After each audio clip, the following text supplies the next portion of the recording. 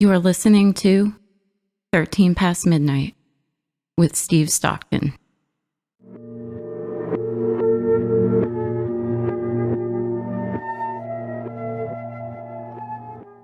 I had an encounter once that defied explanation on several different levels. It was back in the 1990s, and I was living in Fort Oglethorpe, Georgia, and dating a girl who lived just across the state line in Chattanooga, Tennessee. I was a young buck, all of 18, and knew everything, or at least I thought I did.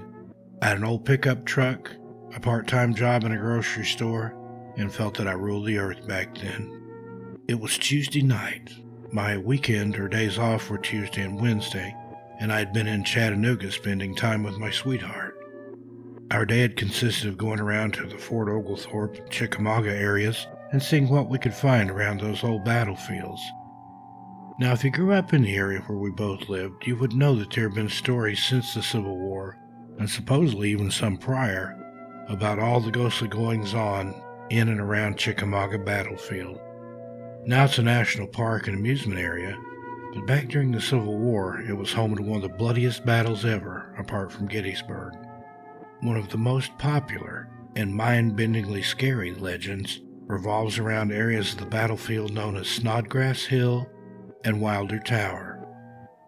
The story goes that even while the battle was raging, a weird apparition with glowing green eyes was seen moving among the dead and dying soldiers from both sides of the conflict.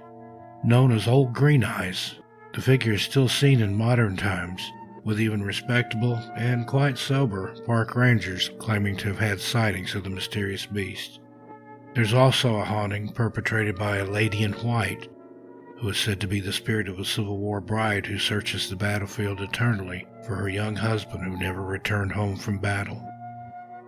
On this particular evening, along about twilight, the sighting I had was neither of the known haunts. My sighting was unique. I was driving up Alexander Bridge Road, which essentially cuts all the way across the northeastern side of the battlefield. Like I said, it was almost dark, and we hadn't seen anyone in the last couple of hours. The Rangers don't step up their patrols until full dark when the park closes, and they want to make sure everyone is left. I'm also aware of the occasional reenactors that frequent the park, but there wasn't any reenactment going on that day, and certainly not into the night, so that makes my sighting all the more unusual.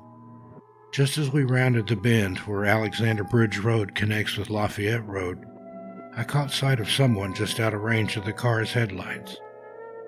I slowed to a stop and pointed out the figure to my date. She immediately got goosebumps and insisted that we leave the area ASAP. But before I could react, my eyes locked with those of what we were seeing. A gaunt, pale Confederate soldier. We stared at each other for a few seconds. Then the phantom turned away, and with more than a hint of sadness, marched into the woods off to the edge of the clearing. Had I just come face to face with the spirit of a long-dead Confederate soldier? With that, the spell broke and we tore willy-nilly out of there and back for Chattanooga just as hard as we could go. My girlfriend had a hard time sleeping that night, and I stayed up with her, not going to sleep until well after the sun had risen the next morning. When we finally did awaken, I pondered the strange encounter of the night before. What was the reason the soldier had revealed himself to us?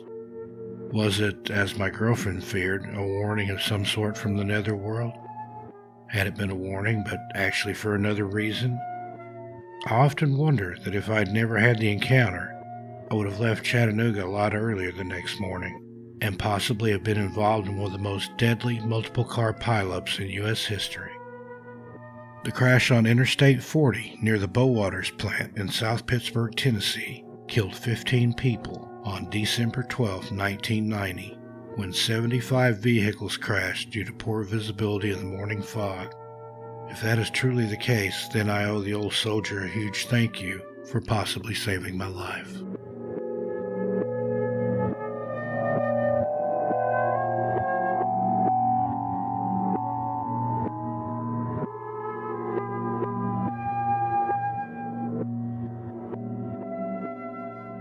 When I was just a kid, we lived in the foothills of upstate New York. My brother, who is several years older than me, used to keep hunting dogs. He enjoyed forays into the wilderness and would occasionally hunt for raccoons or opossum. He had one particular hunting dog, a Walker coonhound named Moses, which he dearly loved. At around 3 years of age, Moses had become entangled in a barbed wire fence one day while my brother was at work, and the poor dog subsequently died from complications due to the injuries he suffered. My brother took the death of his favorite coon dog pretty hard, understandably so. He had erected a nice homemade headstone out behind my parents' barn where he'd buried the dog.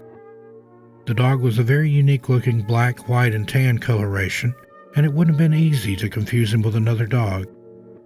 But a few weeks later, after Moses had been buried, he started showing up around our farm.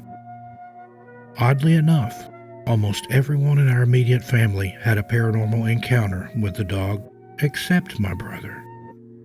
There are many examples. One day, as my mom was hanging up the wash out by the same barn, she noticed the first sheet she'd hung was missing. A few minutes later, she sees a dog that looked exactly like Moses carrying it off into the woods and out of sight. Another time, my dad was out working in our garden. He looked up just in time to see Moses in profile as he disappeared around the corner of our house.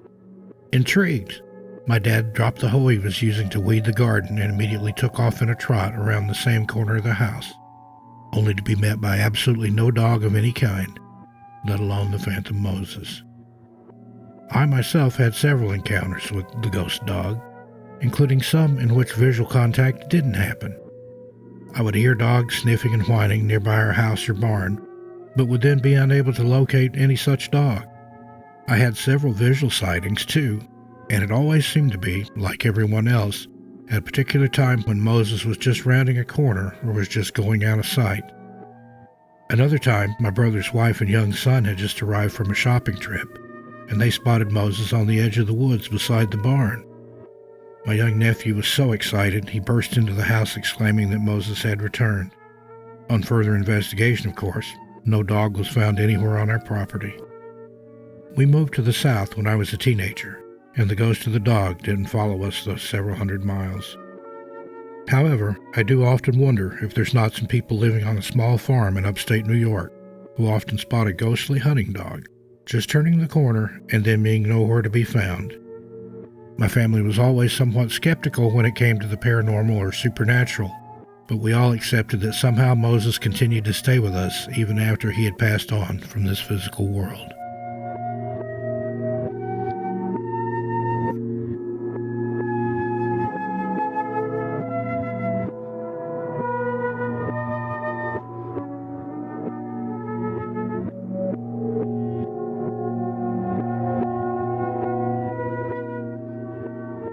I came across something strange in the woods once. Something I considered very, very strange. It was an old carousel that had been hauled into the woods after some children were severely injured on it. I don't want to give away the exact location, because I'd feel bad if someone else went looking for it and got hurt themselves. I'll just say that it's in an area of the southern United States and leave it at that. I'd been out geocaching and just happened to take the long way back to my truck. I knew I couldn't get lost as long as I had my trusty GPS unit, so I was taking my time and just enjoying being out in the woods on a warm fall day. With winter coming on, I wanted to get as much outdoor time in as possible before it got too cold to enjoy it. I was working my way around a huge clump of overgrowth I'd encountered when something caught my eye inside the brush. As it turned out, what I was seeing was a carousel horse staring back at me. That explained the large clump of overgrowth. There's something eerie about a carousel that's shut down anyway, and the creep factor goes up by at least 100 when that carousel is abandoned in pieces deep in the woods. Now, I've experienced the feeling of being watched when deep in the woods before on many occasions, but this one took the cake. I took one last look around, expecting to see someone peering back at me from the shadows, which thankfully I did not, and then fled back to my truck. Suddenly, I was overcome with a deep feeling of despair and sadness. Over the next couple of weeks, I couldn't get the image of the creepy carousel out of my head, so eventually I went to the big county library and did some research.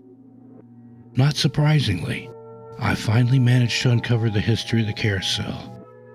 It was scrapped and hauled into the woods after one child was killed on it and several more injured by it in the early 1960s in another part of the state. I haven't been back, and I can't say that I ever will be. I feel that the spirit of the dead child must have attached itself to the old wooden carousel. I told you it was a very strange thing.